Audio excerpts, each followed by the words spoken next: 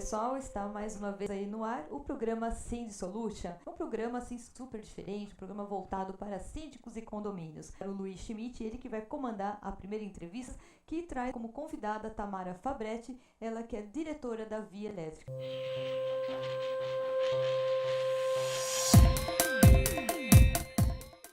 É um prazer também falar com você, síndico, que está aqui sempre conectado nessa nossa audiência. Hoje a gente vai falar sobre um assunto bem interessante, que é um assunto sobre lâmpadas, energia, como é que você dimensiona tudo isso, se isso é bom, se é barato, se é caro, como é que vai ser tudo isso. Para falar com a gente, estou aqui com a Tamara Fabretti. Ela é da Via Elétrica, já tem mais de 10 anos de experiência nesse ramo e vai passar para a gente informações bem interessantes. Olá, Tamara, muito obrigado por você ter vindo e muito obrigado aí pela disponibilidade de poder falar com a gente. Para a gente começar esse assunto, eu quero propor para você uma pergunta. Hoje, os síndicos, todos eles têm que lidar com a questão do orçamento no condomínio, que não é nada fácil lidar com isso. Um ponto da questão desse orçamento é a energia elétrica. E a gente sabe que lâmpadas LED estão muito na moda, está super falando sobre isso, e eu queria que você desse um pouco da sua opinião para a gente em como que o síndico pode ficar atento, ou o que ele precisa ficar atento na hora de trocar o sistema de lâmpadas dele para o sistema de LED. Você pode falar um pouquinho para a gente sobre isso? Oi para todos. O que acontece? Hoje, o LED está muito em alta. Por quê? Durabilidade. Então, uma lâmpada comum, você vai ter uma durabilidade de 600 horas. O LED de 30 a 50 mil horas. Então, é o primeiro ponto. Segundo ponto, a questão do preço, que vai variar de 20 a 80 reais, uma lâmpada de LED, dependendo do tipo dela. E o terceiro, a questão qualidade e garantia de fornecedor. Então, uma lâmpada de LED hoje ela tem a garantia de 2 a 5 anos. Quando a gente fala em dimensionar a lâmpada LED, é sempre uma dificuldade. A gente vai lá no mercado, no atacado, ou seja, vou lá como pessoa física comprar, aí eu olho lá, tem uma lâmpada que era 40, ficou 10. Aí o watts, ou amperes. Eu não entendo muito bem sobre isso. Eu acredito que para o síndico também seja uma grande dificuldade dimensionar tudo isso. E aí eu tenho lâmpadas, são quadradas, são redondas, é tubular, é lâmpada que faz caracol, é um monte de opção que a gente tem. E na hora de colocar isso, principalmente para um condomínio, deve ficar bastante complicado dimensionar tudo isso. Como que o síndico pode dimensionar corretamente uma lâmpada para um ambiente que ele tem no condomínio? Então, é assim. Em relação ao dimensionamento, agora vai criar uma norma no meio do ano. Mas, para ter uma ideia, é 90% de economia. Então, 1 watt ele representa de 9 a 10 watts de iluminação. Como que eu consigo dimensionar isso? Tem vários programinhas, são bem simples, que você coloca 1 metro quadrado da área. E Sim. se você quer muita luminosidade, se você quer pouca, se você quer um ambiente mais confortável. Enfim, então ele dimensiona tudo isso para você. Precisa ser 40 watts, 60, enfim. Então, como exemplo, o síndico vai fazer a iluminação da quadra dele. Ou seja, vai ficar bem alto, tem que iluminar uma área grande, uma área externa. Sim. Como é que ele faria um dimensionamento de uma quadra poliesportiva normal? Para uma quadra, por exemplo, hoje existe o refletor de LED. Por quê? Porque ele pode ser utilizado externamente, não tem problema nenhum. Ele tem de 1 ano a 2 anos de garantia. Ele tem um consumo de 50 watts. Ele tem uma iluminação de 500 watts aproximadamente. Um refletor desse, ele vai ter um alcance de 8 metros tranquilamente. Entendi. Um consumo de 50 watts, perto do que ele tem hoje como refletor, que seria? Quanto consome um refletor normal hoje? De 300 a 500. Nossa, então de 300 ele passa para 50 watts. Exatamente. E isso em grana na conta, você tem noção mais ou menos quanto é que isso economiza na conta? Então, são 40 centavos quilowatt-hora, né? Aí então, assim, faz a conta e identifica o quanto ele consegue economizar. Sim, isso. Mas assim, independente da conta, o LED, no geral, é menos de 1 ano você recupera o seu investimento. Entendi. E você vai ter uma durabilidade de 8 a 10 anos do equipamento de LED. Para o síndico poder aprovar isso na Assembleia e tudo mais, ele pode colocar aqui, em mais ou menos de 6 a 8 meses, ele tem o retorno daquele investimento só com a economia que ele tem. Exatamente. Agora, quando ele vai fazer a troca, existe ali uma instalação elétrica, tem uma necessidade de você mexer com a parte elétrica, né? O que ele tem que ficar atento na hora da troca? Não é simplesmente eu vou tirar uma lâmpada e colocar outra, ou é? É e não é, que assim, tem que tomar cuidado só se tem muito pico de tensão no local. Então, se é um local que tem muito pico, ele passa de 240 volts, por exemplo, aí o LED ele vai ter uma probabilidade muito grande de queima. E no caso de lâmpadas fluorescentes que utilizam reatores ou lâmpadas que usam transformadores, é só você tirar esse reator, esse equipamento, para poder substituir pelo LED. Então, você liga ele direto. Não tem a necessidade do equipamento. E a pessoa que faz essa instalação, ela precisa ter alguma especificação técnica pronta para isso? Ou simplesmente eu vou lá, o síndico mesmo vai lá e tira a lâmpada, coloca, o zelador consegue fazer isso? Ou precisa de alguém técnico especializado? Especializado, não. Sendo bem sincera, eu troquei as lâmpadas da minha casa, assim, não tem muito critério, assim, mas lá, por exemplo, lá na empresa, a gente instrui, são instruções bem simples. Não é nada muito complexo, assim, nossa, que difícil, não. Entendi. Não tem nada muito complexo. E aí, a gente também tem LEDs de diversos formatos. Faz alguma diferença o formato na iluminação ou não? Totalmente. As lâmpadas têm de vários tipos, né? Eu tenho lâmpada de foco, que é muito utilizada em jardim, ou utilizada em ambientes que você quer deixar um ambiente mais aconchegante, né? Então, assim, um salão de festas, um salão de jogos. Eu tenho o refletor, que ele abre 180 graus, né? Ele tem uma amplitude de iluminação. Eu tenho a lâmpada A60, que ela lembra muito aquela lâmpada comum, que é uma lâmpada de bulbo, então ela abre totalmente a iluminação. E a lâmpada AR70 e a 111, que são lâmpadas que elas têm a luz indireta. É tipo lâmpada de loja de roupa, de restaurante. É como se fosse um plafond. Só que ela vem com a lâmpada. Não, na verdade ela é uma lâmpada assim, que no meio dela, ela ofusca a luz, então ela só sai pela lateral. Ah, entendi. Então, se você olha para a lâmpada, você não tem não tem aquela sensibilidade da luz. Ela vai pela lateral da lâmpada. Entendi. E tem alguma diferença, porque tem alguns LEDs, quando a gente vai comprar lá, que tem branco ou amarelo. Isso interfere no consumo também, no quanto ela consome? Na verdade, a temperatura da cor, ela não interfere no consumo, ela interfere no ambiente. Então, assim, basicamente são 3 tipos de temperatura de cor. Tem a 3000K, a 4000 e a 6000. A 3000 é aquela que a gente fala que é branco quente, que é aquela amarelada, que lembra aquela lâmpada antiga incandescente. Certo. A 4000 ela é uma lâmpada neutra, que ela é muito utilizada em escritório, para estudo, garagem. A 6000 ela é uma lâmpada muito utilizada para cozinha, para banheiro, para locais que você exige uma atenção maior. Que é aquele bem branco, o hospital. Ah, tá. É isso que então, é esse isso que eu ia bem perguntar. brancão. Isso. Dependendo do ambiente, eu tenho que usar uma lâmpada mais adequada. Quando você fala de banheiro, tem alguma lâmpada específica para banheiro por causa da umidade que tem naquele local? Tem sim. Se você quer colocar uma lâmpada em cima do chuveiro, você tem que usar uma lâmpada blindada. O que significa isso? Blindada, ela é uma capa, ela tem uma proteção a mais, que ela pode ter respingo de água, que ela vai ficar durando da mesma forma, não tem problema nenhum. Agora, para o banheiro, para o espelho, é legal a branca quente, que é a 3000K, porque ela não distorce a maquiagem. E agora, então, para as mulheres, né, é muito importante. Então... E se eu não usar uma lâmpada blindada em cima do chuveiro, o que pode acontecer? Pode acontecer que vai queimar a lâmpada, não vai dar curto, não vai acontecer nada, mas ela vai pifar. Então, você pode estar no meio do banho lá, todo contente, e acabou a luz, né? Então, assim, ela vai queimar. Entendi. Ela não chega a estourar, não acontece nada do tipo, mas ela queima. Tamara, uma curiosidade só, né? No caso de casas antigas, existe algum cuidado que vocês têm nesse caso? O que acontece assim, inclusive aconteceu com um cliente semana passada, tá? Então é comum. Ele tem uma instalação muito antiga, mas é antiga mesmo, é 50 anos atrás.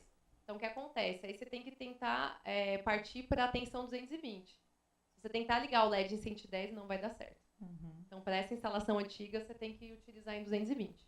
Mas esse é o único cuidado. Só para o síndico ali tentar entender. Por que 220 e não 110? É por conta da instalação de como foi feito no local. Antigamente, eles não tinham uma divisão de instalação, né? Ligava tudo junto. Então, ia chuveiro com lâmpada, ia tudo junto. E assim, o LED, ele não pode sofrer aquele pico que eu comentei no começo, né, no início do programa. Então, ele necessitaria estar em 220 para não ter esse pico em 110. Então quando você fala em 110 e 220, é uma instalação mais antiga, tem que se dividir os 110 e os 220 para conseguir ter uma qualidade melhor na iluminação, é isso? Ou você simplesmente utiliza o LED em 220 direto. Não tem necessidade de dividir, mas de utilizar ele em 220. Porque senão ele não vai acender ou ele vai ficar piscando tipo estrobo. Entendi. Então, tem essa dificuldade. Tamara, eu queria agradecer a sua participação. São informações muito importantes que confundem a cabeça de todo mundo e exigem sempre um conhecimento mais qualificado. Queria agradecer a sua participação. Se tiver alguma mensagem final, uma dica final para passar para o nosso síndico, pode passar. A dica que eu queria passar para vocês é para sempre ficar atento no fluxo luminoso da lâmpada. Porque os watts dela não quer dizer que é aquilo que vai ser iluminado, mas o fluxo luminoso ele vai te indicar com mais precisão a luminosidade da lâmpada e ficar atento na garantia que o fabricante está te passando.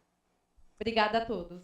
É isso aí. Agradecer também você, Luiz, meu carinho a você, Tamara. Vamos para um breve intervalo e já já a gente volta com muito mais para vocês. Aguardem.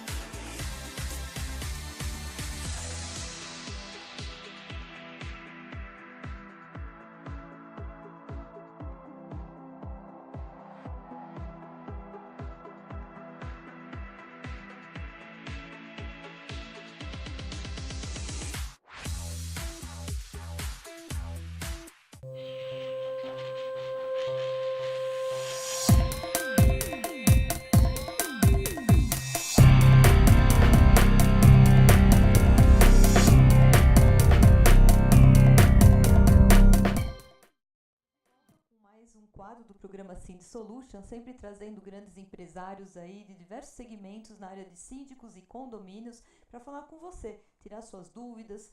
Você pode fazer comentários, dar sugestões de pautas para nós e pode mandar seu e-mail para o programa cindsolution@uptv.com.br. Para vocês que estão conhecendo agora o programa, estamos aí no ar todas as terças-feiras, às 18 horas, pela UpTV, uptv.com.br. E agora mais um quadro de debates, né? Onde nós trazemos 2 convidados aqui. E quem apresenta esse quadro é o Mauro Andrietto, nosso apresentador, e também arquiteto, diretor da M Arquitetura. Muito boa noite e é com você. Boa noite, Liliana. Boa noite ao nosso teleinternauta. Boa noite aos nossos convidados. Estamos aqui com o Cleiton e com o Jefferson. Hoje falando sobre um assunto que é muito importante, que é elevadores. Elevador, que é o item que merece uma atenção especial, principalmente manutenção, modernização, enfim, acessibilidade, todas as mudanças que não só as mudanças de legislação, mas de conforto, de modernidade. Para isso, temos aqui hoje com o Cleiton Pereira, que é da Excelência Elevadores, que vai nos dar vários exemplos, vai dar várias dicas e vamos bater um papo também com o representante dos síndicos aqui, que é o Jefferson Barbosa. Está conosco, que na verdade é um programa feito para o síndico, né, Jefferson? Então, seguimos aqui, quer dizer que o elevador ainda é o meio de transporte mais seguro do mundo, Cleiton? Boa noite a todos, obrigado pelo convite. O elevador é o meio de transporte mais seguro do mundo, tendo uma empresa sólida com segurança, todos os itens que a norma pede, né? Pois é, a gente vê bastante essa coisa de normatização dos elevadores, que é importante, toda a parte de legislação, e também agora a modernização, quer dizer, não só toda a parte de manutenção, que é importantíssimo, queria que você falasse um pouco, mas também, por exemplo, o prédio mais antigo, ele precisa mudar o elevador, tirar, botar outro, pode modernizar o que ele já tem, o tema de acessibilidade. Como é que é a sua empresa, como é que é a sua visão a respeito desse assunto? Então, sobre modernização, os elevadores antigos, você tem que atualizar. Hoje a tecnologia está cada dia inovando Então você substitui o quadro de comando. Você consegue manter as máquinas e a cabine. Nós substituímos o quadro de comando. Colocamos um quadro de comando com inversor de frequência, onde você vai ter uma partida suave, uma parada mais suave, com menos economia de energia e um maior conforto para o usuário, né? E você tem a parte estética também, né? Vocês fazem toda a parte externa do elevador, a parte interna, na verdade, uma repaginação da própria A gente elevador. mexe na cabine, troca o piso, troca o subteto com lâmpadas de LED para mais economia de energia, as botoeiras com anti-vandalismo, que antigamente eram botões de plástico que quebravam. Então hoje você tem uns botões mais modernos e mais duradouros, né? Que você pode apertar, que ele não quebra, ele já vem com acessibilidade. Os brailles, que é muito importante, e a cabine, quando você faz a modernização, você já põe os corrimões, que a norma pede, e ela fica parece um elevador novo. Você comprou um elevador novo, só que você só fez um embelezamento na cabine. E já todo adaptado para acessibilidade. Todo adaptado para acessibilidade, todas as normas adequadas nas normas que a legislação pede, tudo certinho. Você vai ter vai quebrar menos, vai economizar energia, um conforto para os usuários. E segurança, né? É importante a gente ter a segurança no elevador, porque apesar de ser o transporte mais seguro do mundo, se não tiver a segurança necessária, se não tiver o cuidado necessário, pode virar um grande problema. É um grande problema para o síndico, inclusive. E esse assunto é pauta de muitas discussões dentro do condomínio. Então, Jefferson, você como síndico, representante dos síndicos hoje à noite, de São Paulo, especialmente aqui na UpTV, pela primeira visita sua aqui na emissora, agradeço a sua participação. E aí, o que você acha, quais são as principais dúvidas dos síndicos em relação a elevadores? Olha, os síndicos, após, na verdade, ter a sua atuação, a maior dificuldade é entender que todos, na verdade, pedem a segurança. E alguns elevadores, ao romper, na verdade, a sua parada, ele dá aquele tranco. E eu até queria perguntar para o Cleiton o porquê que alguns elevadores geram um tranco de precisão que deixam o morador de tão complexo. E alguns até chegam a tornar até um ato até doentio de não entrar mais no elevador. Então, esse tranco ele é gerado porque o elevador ele é ou uma velocidade ou duas velocidades. Como a gente falou de modernização, quando você moderniza, você coloca um inversor de frequência. Então, a parada e a partida ela é suave. Então, esses elevadores que dá tranco antigo, eles são duas velocidades. Ele sai numa velocidade e para na mesma, com um tranco. Então, você não tem essa sensibilidade de suavidade na parada e na partida. Hoje você consegue regular, inclusive, a velocidade de ação das máquinas. Você tem uma desaceleração e uma aceleração. Na partida e na parada. Quando ele vai partir, você programa para ele sair suave, você nem sente que ele está andando, e mesmo na parada. Ele vai parando devagarzinho, desacelerando pelo inversor, e quando você menos percebeu, ele já está parado. E tem um detalhe, né? A manutenção bem feita traz uma economia muito grande para todo o condomínio. Porque algumas coisas no elevador, quando a manutenção é negligenciada, a reposição é muito mais cara, né? Ela é muito mais complexa. Na verdade, os síndicos até evitam chamar as empresas de elevadores. Alguns termos contratuais exigem que toda botoeira ou toda espécie estética ela seja trocada e, na realidade, o contrato não rege isso e tudo, na verdade, vai onerar para o condomínio. Então, os síndicos, Cleiton, eles evitam, na verdade, chamar, até mesmo, só chamam em último caso mesmo, uma questão do síndico, né? Porque hoje o condomínio quer reduzir custo. E o elevador, a parte estética, é o que menos se conta hoje, mas nós sabemos disso que o ser humano, quando está numa questão de um ambiente que torna ele seguro, é porque a estética transmite aí no ato de segurança. A aparência do elevador. Quer dizer tudo, né? Alguém até diz assim que a primeira aparência é o que fica. Então é uma realidade. Por isso que uma boa manutenção, com uma empresa sólida, que regra todas as normas do CONTRU, do CREA, ela séria, ela não vai querer enganar o síndico. Ela vai fazer o que tem que ser feito no prédio. Aí cabe ao síndico entender que não entregue o problema na UTI. Né? Depois que a coisa já está no estágio, não tenha medo de procurar o fabricante, a empresa de manutenção, fazer um bom contrato, verificar todos os dados. Porque nos contratos, às vezes a gente não presta muita atenção na parte estética, né? Você está prestando atenção, só vai procurar quando quebra, né? E não é bem assim, né? O elevador ele tem todo um uso diário, permanente, de vários tipos de utilização. E isso é importante, você ter um bom contrato com a empresa que faz essa manutenção. Isso. Hoje em dia tem duas modalidades de contrato. Tem um contrato de cobertura total de peças, que até inclui as botoeiras que você comentou, já. Correto. Se o contrato ele inclui, e se não foi vandalizado, ele é substituído, o próprio contrato absorve. Agora tem o outro contrato que é sem cobertura de peça, é independente se foi vandalizado ou não, aí a substituição fica a cargo do condomínio, né?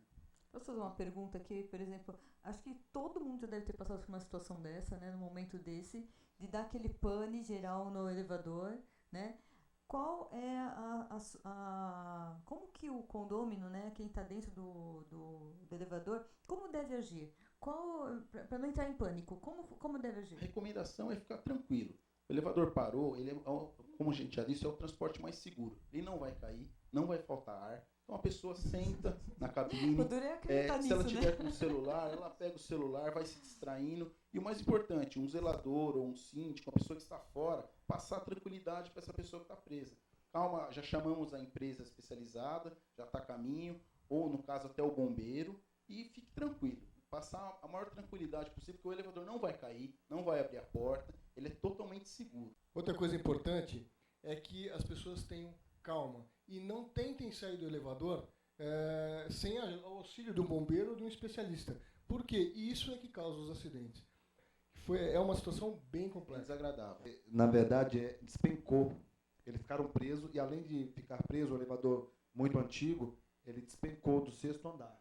E ele parou. E eu queria saber com o Cleiton, porque se é padrão isso, ele abriu, na verdade, algumas garras no final para que, na verdade, ele não tivesse aquele choque impacto, no né? térreo. É o freio de emergência. Na verdade, o leigo, a pessoa fala despencou, o elevador não despenca. Sim. Ele tem uma velocidade nominal, por exemplo, vai 20 km por hora. Ele está descendo. Aí ele perdeu a parada, a contagem do andar, então ele vai descer sem contar os andares. Então dá a sensibilidade, a sensação que ele está despencando, mas não é. Ele desce direto, né? ele desce direto. E quando ele não conta os andares, ele aciona o freio de segurança para realmente parar e não ter um acidente, impacto, né? E às vezes para no meio de um andar para o outro, que é normal, ele vai parar em algum momento, né? É o síndico que geralmente diz, despencou, né? Mas na verdade é importante, eu acredito que é uma função do síndico, esclarecer isso, esclarecer numa reunião de condomínio, quando for falar inclusive do contrato, né, da manutenção de elevadores, trazer uma pessoa da empresa contratada para poder explicar isso para as pessoas. E o laudo, Um treinamento também, no caso, para não acontecer esse tipo de coisa, né? De quanto em quanto tempo tem que existir? É anual. O laudo RIA é anual. Obrigatório. Obrigatório. Para o ABC ele não é obrigatório, é só um RT. Agora para São Paulo é obrigatório anual o RIA, e a empresa estando cadastrada no CONTRU, tudo certinho, senão a empresa não consegue gerar esse laudo também. Que é uma outra coisa que nós vamos conversar em breve, que são os laudos necessários. São vários laudos que um síndico, que um condomínio precisa. Laudos de bombeiro, laudo de elevador, enfim. Esse é um assunto para um próximo programa.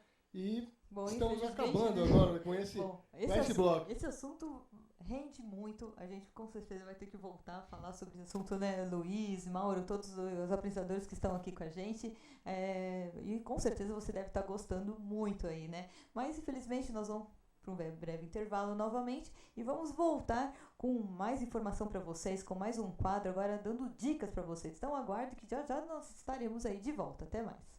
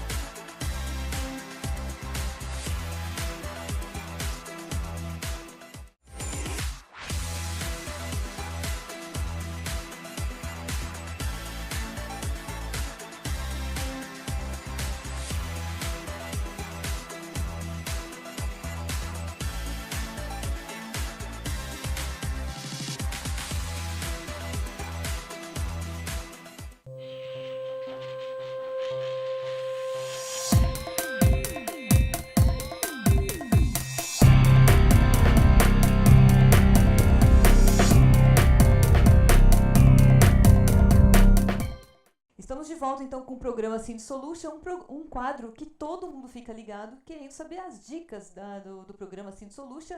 Hoje trazendo aqui uma especialista em plano de saúde. Ela é a Edna Hara e quem entrevista ela é o William Gonçalves.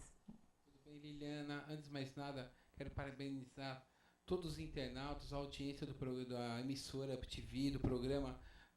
Esse programa Cindy Solution, tenho certeza que já começou revolucionário, né? Um programa novo, assuntos, eu tenho participado dos outros quadros aqui, Liliana, os apresentadores de altíssima qualidade, os convidados que estão participando, a gente fica no bastidor, fica dando vontade de querer se intrometer no programa, ficar fazendo pergunta. Que gostoso isso, né? Então, assim, a gente percebe assim, que são matérias, são assuntos assim de altíssima qualidade. E hoje, para a gente engrandecer mais ainda, né, o programa de hoje, está aqui como convidada a Edna Hara, para a gente poder falar num assunto que raramente você vê o condomínio falando, que é plano de saúde.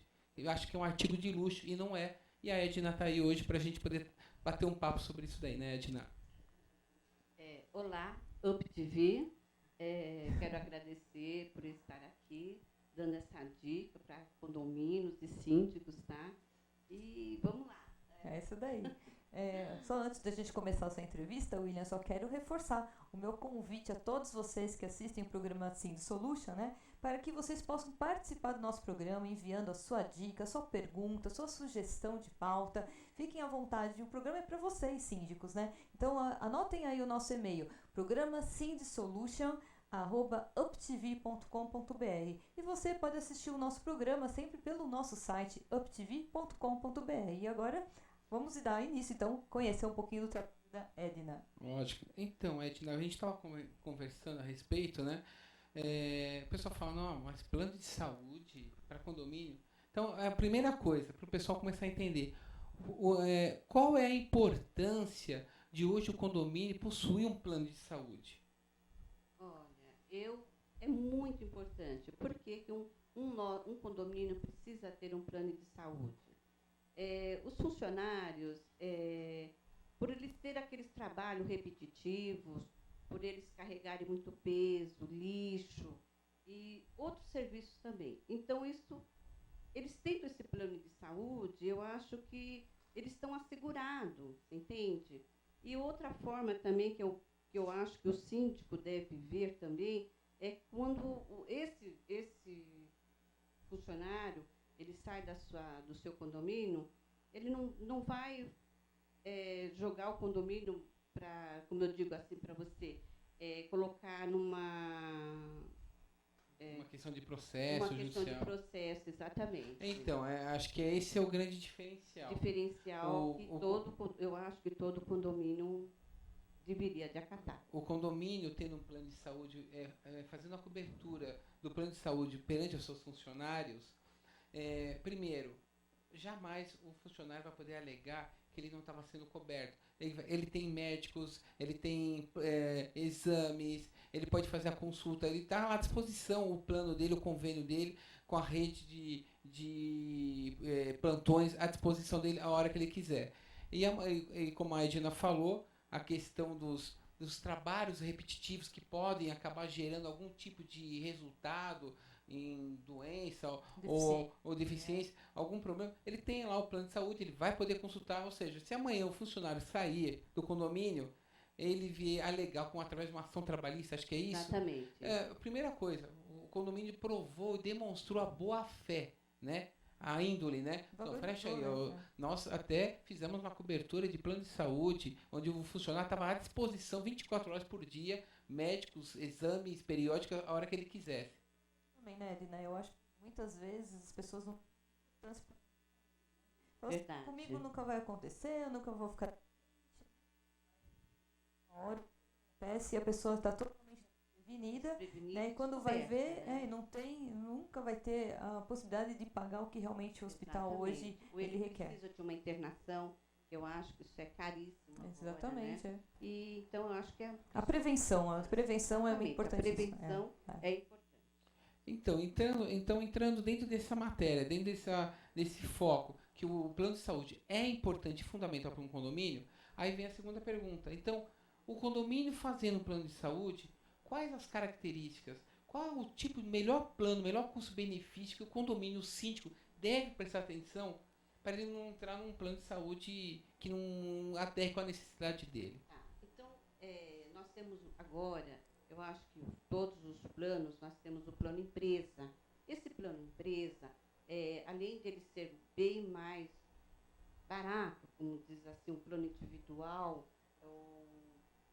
plano família, e ele pode agregar também a esposa, os filhos. Que bacana isso, hein? Então, isso é importante. Eu acho isso... É um diferencial, né? É um diferencial que o funcionário que está trabalhando, tanto ele como a família, então, já está agregado, está tudo assegurado, né? E as características, o tipo de cobertura, Edna, assim, coisas que na hora de ele analisar um contrato, uma proposta, seja qual a companhia, não estamos aqui falando se é empresa A, B ou C, o que ele não pode faltar no plano de saúde dele, da empresa? Olha, as características, pontos fundamentais que é essencial, tem que ter. 2, 3 itens que você possa citar. Olha, eu acho o seguinte, todos os planos de saúde, nós temos urgência e emergência 24 horas, certo? Seria isso. No caso, teríamos outros, são vários tipos de planos. Então, seria cada 15 dias o funcionário ele aguarda para fazer um exame, certo? Um raio-x. Mas aí, no caso, para ser internação ou uma cirurgia, seriam 180 dias. E no caso de exames, como você falou, exame de sangue, raio-x, existem formatos diferentes? Se você não falar nada, pode vir uma cobertura com maior prazo que ele tem que aguardar, ou você tem que falar, não, olha, eu quero um plano que especifica mínimo 15 dias. 15 dias, tem um plano que são 30 dias, entende? Então, são esses tipos de coisa que quando a pessoa for fazer o plano, ele tem que estar ciente daquilo que ele está assinando o contrato. Legal. Edna, tem outra coisa também que o pessoal ainda também não diferencia. Qual é a diferença de você fazer um plano de saúde regional e um plano de saúde com cobertura território nacional? Bom, o regional seria o quê? Seriam todos esses planos de saúde que nós temos com a parte credenciada, que seria assim, rede própria. Rede própria, tá? Então, essa seria regional. E essa outra, que seria nacional, então seria um outro plano que seria assim, digamos, que abrangeria fora de São Paulo, no interior de São Paulo. E no caso dos condomínios, não tem por que fazer um plano nacional? Não tem por quê, porque se ele sai, fica na Redondeza, fica no ABC, então seria regional. Às vezes o condomínio já tem um plano de saúde e quer trocar a empresa. A questão da carência, como é que funciona isso? O condomínio pode fazer a troca? A outra empresa pode comprar carência? O condomínio tem penalidade se ele fizer isso? Como é que funciona? Não, ele não tem penalidade. Ele pode comprar carência, ele pode absorver a carência do plano que ele estava anterior. Então, depende também de cada plano, onde é analisado. Existe uma pré-análise. Para análise, isso vai para análise, então ele não perde totalmente a carência dele, tá? Muito bem, Eliana. Aqui agradecemos então a dona Edna Hara. Obrigado, Edna. Que ela, além de ser profissional, né, na área de plano de saúde, ela também executa o papel de síndica, né? É síndica também. Aqui, ela fala pelos dois lados da história. Dos dois lados, é verdade. Tudo. Então agora eu quero agradecer a todos os convidados que passaram por aqui, pelo programa de hoje. E já a gente volta, porque nós temos o último quadro falando sobre a parte jurídica, direitos e deveres. Você síndico, você condômino, fiquem ligados no nosso programa Síndico Solution. Já a gente volta. Até mais.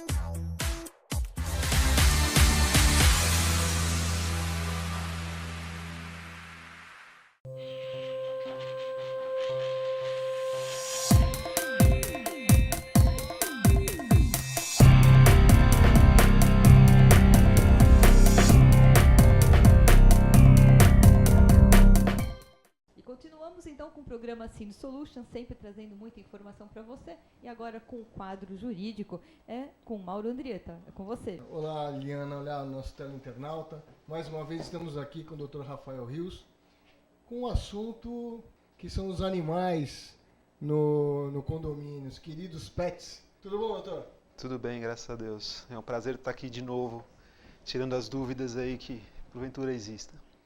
Pois é, existem as regras do condomínio, né? Cada condomínio, parece que cada um tem a sua convenção do condomínio, e isso causa muita polêmica, né? Você já imagina, num condomínio você tem várias cabeças, pessoas que gostam de animais, pessoas que nem gostam de animais, tem toda a logística dos animais pelo prédio.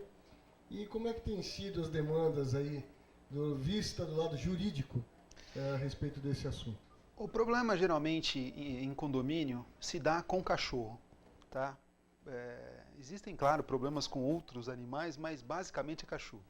Cachorro é o grande amigo do homem, mas é uma dor de cabeça muito grande para os condomínios. Existe um levantamento da Veja que fala que 15% dos problemas de condomínio se dão por latido excessivo e circulação de cachorro fora das áreas que deveriam ser, certo? O condomínio não pode, nenhum condomínio pode se negar que o condomínio tenha seu animal de estimação, tá? Só que existe bom senso, né? Existe bom senso. O cachorro ou o animal não pode perturbar a vida social do condomínio, né? Infelizmente ou infelizmente, o condomínio não pode se negar, a justiça, inclusive, dá o ganho de causa para o dono do animal, tá? O importante é que no condomínio, tá, ou no seu regulamento interno, ou na sua convenção, existem as regras especificadas de aonde o cachorro pode, ou o animal pode circular, aonde ele pode entrar, que portão que ele pode entrar, qual o elevador que ele pode tomar, se ele pode ingressar, ele pode subir o elevador social, ou ele pode só subir pelo elevador de serviço. Tem que usar focinheira, você não tem que usar focinheira. Então, os casos de focinheira, é aquilo que a gente conversa. É bom senso, vou repetir mais uma vez, bom senso. Focinheira, você determinar que um cachorro tenha que usar focinheira, se realmente o cachorro for um cachorro... um pouco mais agressivo. Sim, né? Um Rottweiler, um Doberman, um pastor alemão. No Chihuahua, né? Não tem nem porquê, né, no Chihuahua usar. Então, assim, as regras têm que serem regras de bom senso e que sejam simples de se... Põe em prática. Sim. Até porque existem também regras no condomínio, por exemplo, que você tem que levar o seu cachorro no colo. Perfeito para quem tem um Chihuahua, para quem tem um fila, fica bem difícil um Lulu da Palmeirana. Agora tem um fila, você tem que chamar acho que umas 4 pessoas para carregar ela no colo, né? Para carregar esse cachorro no colo. Então, assim, se o cachorro não perturba a ordem, se o cachorro passa, entra pelo condomínio, pelo portão que tem que passar, se ele acessa a unidade condominial pelo elevador que tem que, né? Se ele tem que usar a focinheira, se ele usa a focinheira, não tem por que determinar que o dono do fila leve ele no colo. Né? Tem aquele detalhe também, né? As regras incluem os donos, né? O bom senso também. Quer dizer, tem que existir a tolerância de todos os lados, né?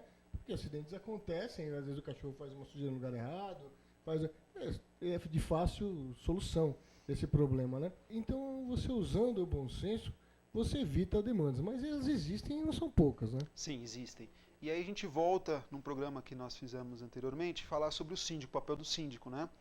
Às vezes, quando o animal perturba a ordem do condomínio, cabe, assim, o síndico ir até a unidade condominial, ir até o apartamento, conversar com o proprietário do apartamento, com o dono do animal, aconselhá-lo a andar mais com o cachorro. Fazer essa intermediação. Sim, para cansá-lo mais, ou... que o cachorro está perturbando a ordem, porque existe muito problema do cachorro que fica sozinho. Tem muito cachorro que fica sozinho, Mauro, e late o dia inteiro. Aí o proprietário chega, o dono do cachorro chega, vão reclamar com ele, falam, não, mas meu cachorro, quando eu estou aqui em casa, ele não late, ele não faz nada, ele é bonzinho, ele não... Só que mal sabe ele, quando ele sai, o cachorro por enfim, por algum motivo, late e perturba o condomínio. É que os cachorros eles ficam mesmo ansiosos, depressivos, principalmente quando ele tem muito apego ao dono e tal.